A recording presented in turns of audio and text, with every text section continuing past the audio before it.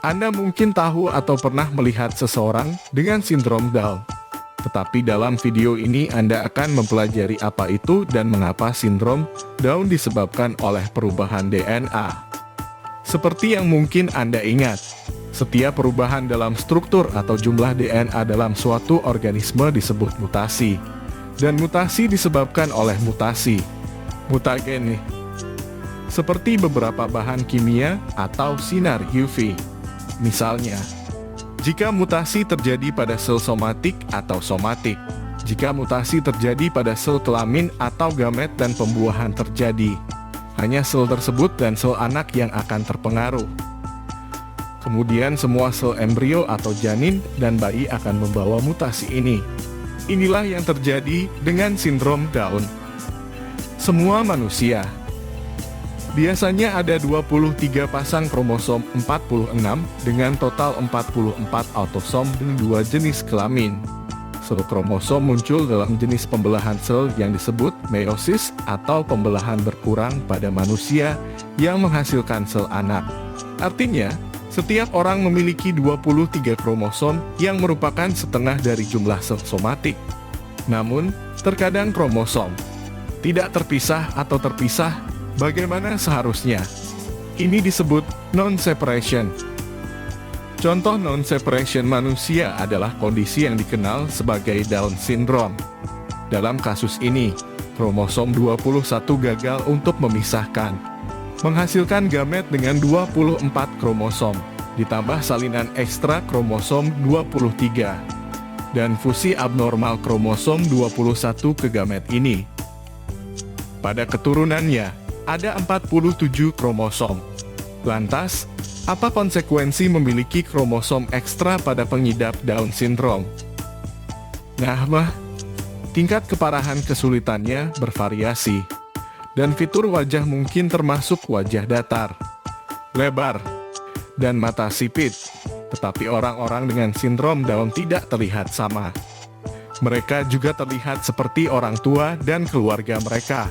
Orang dengan sindrom Down, mereka mungkin memiliki kecerdasan di bawah rata-rata dan umur di bawah rata-rata.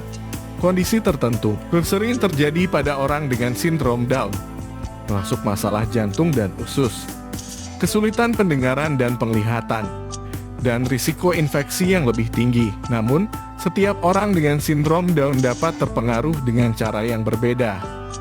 Ambil contoh aktor Spanyol Pablo Pineda yang ingin melihat Silver Shell Award di Festival Film San Sebastian.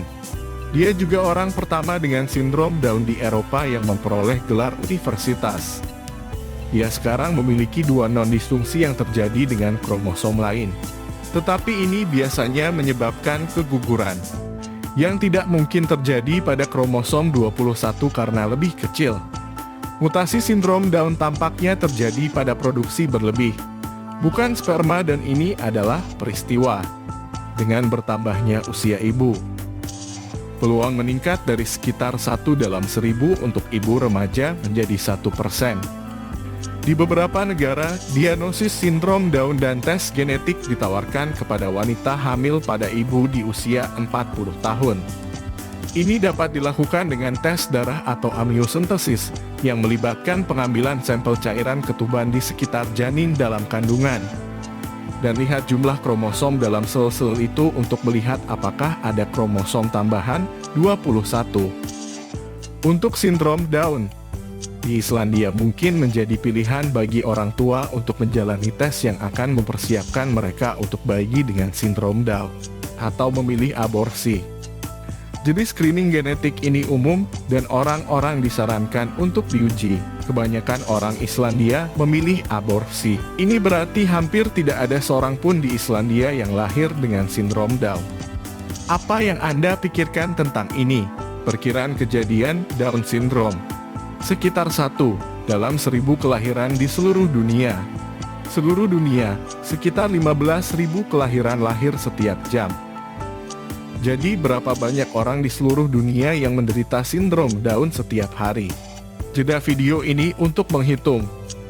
Nah, setelah selesai, sekarang sudah tahu kan apa itu Down syndrome, apa penyebabnya, dan seberapa umum itu?